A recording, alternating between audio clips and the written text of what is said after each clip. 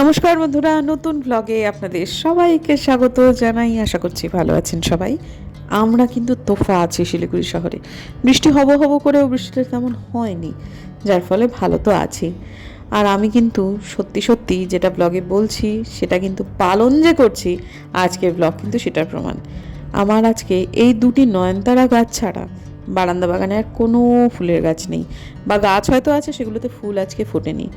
সমস্ত জবা গাছগুলোকে তো নিচে পাঠিয়ে দেওয়া হয়েছে, ওই কয়েকটা জবা মতো ফোটে, কিন্তু আজকে তো সেটাও নেই, এবং আজকে অপরাজিতাও ফোটেনি। কাজে আমি যে বলি না যে 4টি মাত্র নয়নতারা লাগালে আপনাদের প্রাত্যহিক পুজোটা সম্পূর্ণ হয়ে যাবে, আজ আমি কিন্তু সেই কাজটাই করছি। আর এই কথাটা অত্যন্ত উৎসাহ নিয়ে বলছি এই কারণেতেই যে একজন ফুল চোর আমাদের বাড়ি থেকে 3টে নয়নতারা চারা নিয়ে গেছেন। বিষয়টাতে আমি সত্যিই খুব আনন্দিত বন্ধুরা। আমার ব্লগ দেখেন তারা, আমি আগেও বলেছিলাম, তারা দেখেন এবং সেটা যে তারা মানছেন, এই ব্যাপারটা আমি সত্যিই আনন্দিত।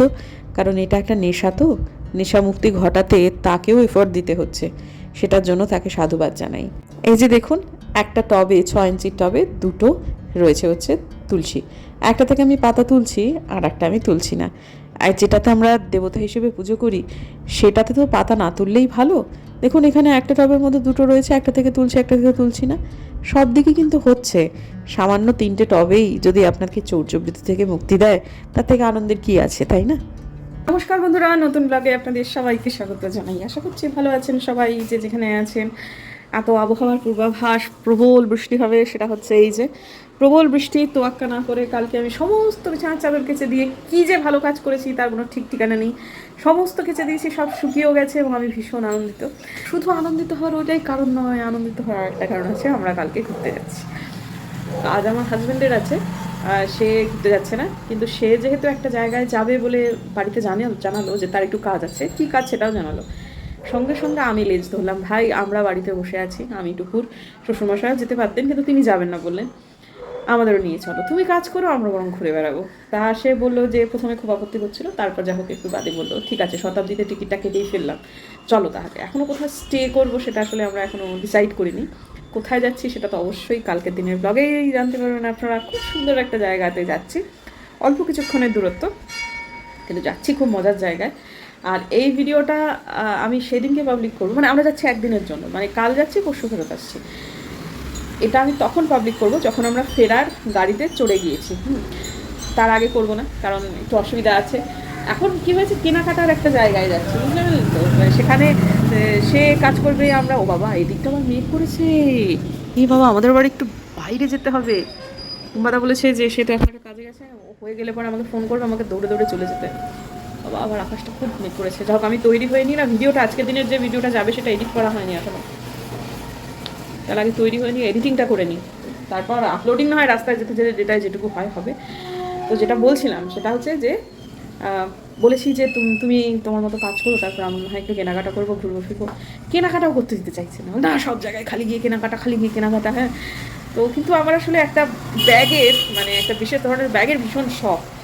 তা দেখি কি করা যায়, কেনাকাটা করা যায় কি না। তবে ঘুরতে যেতে পারছি, আমার শ্বশুরমশাইয়ের একটা ছোট্ট ট্রলি আছে, তার সেটা আমার হাজবেন্ড বলছে ওই ট্রলি নিয়ে জামা কাপড় নিয়ে যাবে, আজকে যাওয়া কালকে ফেরা, মানে এরকম একটা ব্যাপার, মানে কাল যাবো পরশু আসবো।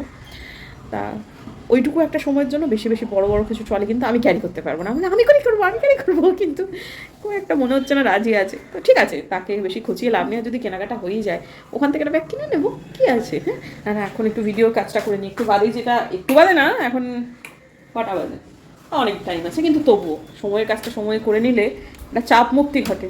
আর জানেন কি হয়েছে, কালকে আমি বলেছিলাম, কালকে বিশ্বকাপ ছিল, আমি বলেছিলাম আপনাদের যে আমি খেলা দেখবো না, আমি শুয়ে পড়বো। হ্যাঁ, কিছুক্ষণ পর উসফুস করতে করতে কোমর দোলা দোলাতে খেলা দেখতে চলে গেছি, গিয়ে সেই 3:30 4টে পর্যন্ত জেগে বসে আছি। সে খেলা কী মন খারাপ, আর্জেন্টিনা হেরে গেল। হ্যাঁ, তা তারপর রাতভর ঘুম হয়নি, খাবার দাবারগুলো যেগুলো রাত্রিবেলায় ধরুন 8টা 8:30 খেলেও রাত্রে ঘুম না হলে খাবার হজম হতে যায় না, সেটা একটু সকালে একটু আনইজি লাগছিল, এখন আবার ঠিক হয়ে গেছে। যেই মুহূর্তে ঘুরতে যাওয়াটা কনফার্ম হয়েছে, আর একদম হঠাৎ তো একটু আগেই ঠিক হলো, তা মানে খুব খুশি। একটু আগে মানে সকালবেলা আজকে ঠিক হয়েছে, প্রচণ্ড আনন্দিত, প্রচণ্ড। শরীর খারাপটার পালিয়েছি। 1টা পর্যন্ত রেডি করে নিলাম, আমিও তৈরি, 2-3 মিনিটের মধ্যে তৈরি হয়ে গেলাম, কিছুই তো বলিনি, শুধু চুল আঁচড়েছি, জামা কাপড় বদলেছি। এরপর ধীরে সুস্থে ভিডিওটা এডিট করে 45 মিনিট টাইম লাগবে সে বলেছিল বাড়ি থেকে বেরো নিয়ে, তারপর ওখানে 45 মিনিট পর সে আমায় ফোন করবে। ইতিমধ্যে আধ ঘন্টার ওপর হয়ে গেছে, যতটুকু সময় আর পাই করে তো ফেলি, তারপর ফোন আসলে বেরিয়ে যাবো। এই তো এতক্ষণ কিছু ছিল না, 10 মিনিট এডিট করলাম, 18 মিনিটের ব্লগ। আজকে আমার শ্বশুরমশাইয়ের জন্মদিনের ব্লগটা যাবে, তো 10 মিনিট পর্যন্ত এডিট করতে পারলাম, তার আগেই ফোন এসে গেল। 18 মিনিটের ব্লগ হলো না বাকিটুকু করা। আবার এদিকে সে বলছে বৃষ্টি পড়ছে, ছাতা নিয়ে। এতক্ষণ বৃষ্টি ছিল না, রোদ্দুর ছিল। আমি বেরোবো না, এবার একটু বৃষ্টি না হলে হয়। তা যাই, অবশ্য তৈরিই ছিলাম, এরকমই একটা কিছু হাত ডাক আসবে বুঝতে পারছিলাম। দিকটা, হ্যাঁ এই দিকটা একটু মেয়ে গেছে ঠিকই। আলপনা দি, লাইটটা জ্বলছে এখানকার, লাইটটা জ্বলছে এদিককার। আজকে শ্রাবণের প্রথম সোমবার এবং এই মন্দিরটায় প্রচুর পরিমাণে লোক একটু আগে অবধি ছিল। এখন দুপুরবেলা করে তো লোক একটু কম আছে, কিন্তু ঠিক সামনেটা কীরকম পুকুর হয়ে আছে বলুন দেখি। সে সকালবেলা বৃষ্টি হয়েছে আর একেবারে এখান থেকে জল নামার নাম নেই। আসলে রাস্তাটার জন্য, ওই মন্দিরটার জন্য ওই জায়গাটা একটু উঁচু হয়ে গেছে, ড্রেনের মানে পথটা নেই আর কি জলটা বয়ে যাওয়ার। অথচ দেখুন এই যে সামনের রাস্তাগুলো, সেগুলো কিন্তু দিব্য একদিকে মানে ঢাল হয়ে আছে, যার ফলে কোনো অসুবিধে নেই। কিন্তু বাড়ির সামনেটায় হাঁটতে না বড় ঘেন্না করে। আর এমনিতেই এই বৃষ্টির সময় আমার রাস্তা দিয়ে প্যাচ প্যাচে কাদা হয়ে থাকে, যদিও পিচের রাস্তা, কিন্তু রাস্তা দিয়ে হাঁটাটা না খুবই মানে আমার জন্য একদম, আমার এই অভিজ্ঞতাটা একদম ভাল লাগে না। অথচ বাড়ির সামনেতে না কাউকে পাচ্ছি, আর এমন একটা জায়গায় হাজব্যান্ড অপেক্ষা করছেন যেখানটাতে টোটো যেতে চাইছে না। টোটোতে তো এখন ওই নির্দিষ্ট জায়গা পর্যন্ত না গেলে তাদের তো আবার ফাইন টাইন হয়, পেতে হবে আমাকে রিক্সায়। তো এখন যে রিক্সাগুলো তারা সব খেতে যাচ্ছে, দুজনকে সাধলাম তারা কেউ যাবে না। তো এই হাতিমোড়ে এসে শেষ পর্যন্ত সেই ওই বাড়ির সামনে থেকে যা ভাড়া, হাতিমোড় থেকেও একই ভাড়া, কিন্তু যা হোক তবু পেলাম, লোকটা অনেকক্ষণ থেকে দাঁড়িয়ে আছে। তো এখন ওই অনেকটা সময় হেঁটে এসে তারপর লোকটাকে পেলাম, তারপর ওর ওর কাছে যাব, সেখান থেকে আমরা যাব এয়ার ভিউ মোড়ে, অনেকটাই দূরত্ব। তো সে ভদ্রলোক ওখানে বসে আছেন, ইতিমধ্যে 3বার করে তার ফোন হয়ে গেছে, ফোন করেছেন কোথায় তুমি করছে। আর এই যে এটা কোর্ট মোড়, এই কোর্ট মোড় পর্যন্তই টোটোগুলোকে আসতে দেয়। কয়েকদিন আগে আমার শ্বশুরমশাইকে নিয়ে কোর্ট মোড়েতেই আদিত্যকে নামিয়ে দিতে হয়েছে, মানে এক পা এদিক ওদিক করবার উপায় নেই। তবে হ্যাঁ, ট্রাফিক কিছু কিছু নিয়ম খুব জোরদার হয়েছে, তাতে আমাদের সমাজের তথা আমাদের শহরের মঙ্গলই হচ্ছে, এবং সেটা হওয়াই উচিত। অনেক মানে যথেচ্ছাচারের একেবারে মানে শিরোমণি হয়ে পড়েছিল, সেই জায়গা থেকে কিন্তু সত্যি সত্যি এখন অনেকটাই মুক্ত হয়েছে। মানুষটা সবই অভ্যেসের দাস বন্ধুরা, জানেন তো। এখন এটাকে একটু অসুবিধাজনক মনে হচ্ছে, কারণ নিয়ম ভাঙাটাই নিয়ম ছিল, সাথে আমরা অভ্যস্ত ছিলাম। কিন্তু এখন যখন নিয়মটা আঁটোসাঁটো হয়েছে, কিছুদিনের মধ্যেই সেটা সুফল আমরা ভোগ করতে শুরু করব, তার ফলে যা হবে সেটা ভালোই হবে। তো সেখান থেকে আমরা একটা নির্দিষ্ট জায়গায় গিয়ে সেখানে কাজকর্ম সেরে এখন আবার ফেরত চলে এসেছি কোর্ট মোড়ে এসে আমার হাজব্যান্ড বললো যে একটু পেয়ারা খেতে ইচ্ছা হয়েছে, তার খিদে পেয়েছে আসলে।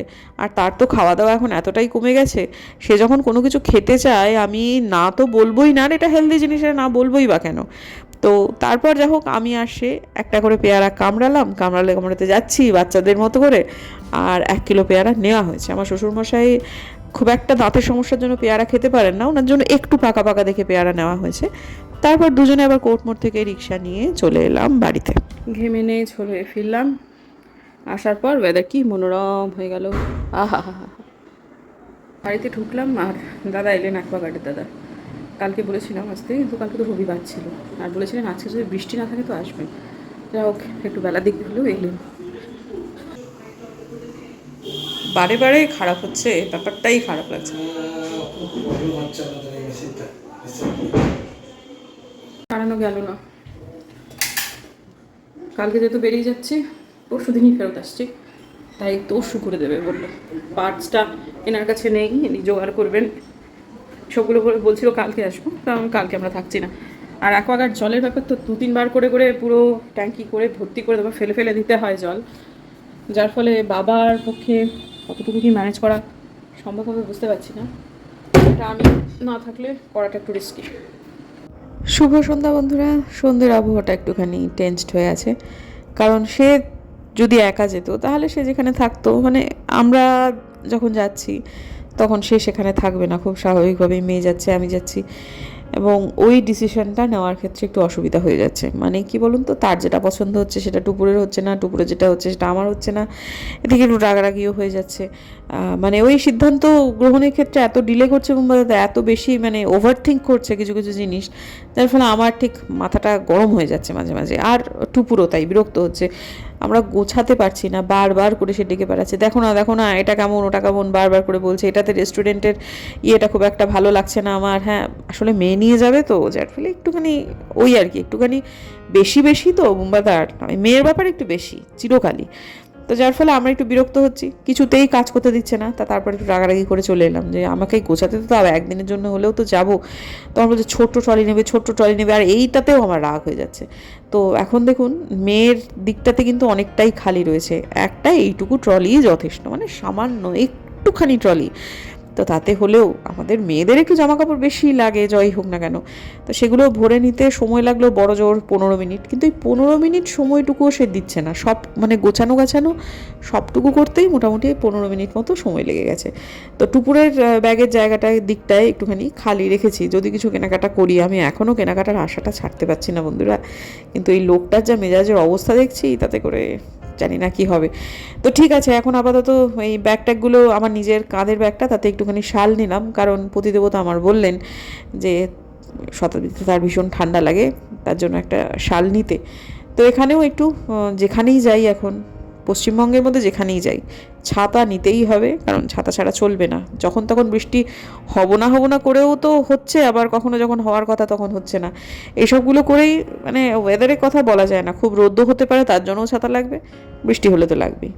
তো ইতিমধ্যে কাজকর্ম যতই হোক সেরে নেওয়ার পর এই জায়গাটা ভীষণ ভীষণ নোংরা হয়ে গেছে, জানেন তো। মানে কিচকিচ কিচকিচ করছে বালি, আমি কতক্ষণ এটাকে ঝাড়বো, মানে ভালো লাগছে না। আর এদিকে একটুখানি খাবার নিয়ে যেতে হবে, যতই শতাব্দীতে অল্প একটু সময়ের জন্য যাই না কেন। শতাব্দীতে না কাঁচা পাউরুটি দেয়, আমি জানি না বন্দে ভারতে দেয় কি না, তবে শতাব্দীতে দেয়, এটা সেটা টুপুর একদম খেতে পারে না। কাঁচা পাউরুটি খেলে টুপুর খুব অসুস্থ হয়ে পড়ে, ভীষণ মানে ওর গ্যাস হয়ে যায়, মানে খুব সমস্যা হয়, বমি বমি ভাব হয়। বাবার দরকার নেই, তার থেকে আর অত ভোরবেলায় উঠে যাবে তো একটু খিদে পাবেও। তাই জন্য আমি ব্লিঙ্কিট করছি এখন বসে বসে, কয়েকটা খাবার দাবার একটুখানি অর্ডার দিয়ে আনালাম। আর এখন আবার ব্লিঙ্কিটটা একটু রাতের দিকটা হয়ে গেছে, তো এখন মোটামুটি ধরুন ওই 8:30 মতো বাজে। আজকে দেখছি আগে ব্লিঙ্কিট দিয়ে যেত 14 মিনিটে, ম্যাক্সিমাম টাইম লাগতো 14 মিনিট, আজকে আবার সেটা দেখাচ্ছে 33 মিনিট। কেন এত দেরি হলো কে জানে, কিন্তু ঠিক আছে, বৃষ্টি কিন্তু বাইরে নেই। আর এই যে আবহাওয়ার পূর্বাভাস, যেদিনকে গরম হবে বলে, কাল প্রচণ্ড গরম পড়বে বলে যেদিন পূর্বাভাস হয় সেদিন কিন্তু ঠিক মেলে, কিন্তু বৃষ্টিটা কেন জানি না একদমই মেলে না। তো যাই হোক, ঠিক আছে, এখন টুপুরকে বললাম তোমার যদি আর কিছু দিতে হয় তাহলে দাও। আর আমি এবার একটুখানি গোছানো হয়ে গেছে, তো এবার একটুখানি চাটাগুলো পান করে নিই। তারপর আলপনা দিয়ে ওপরে এলো।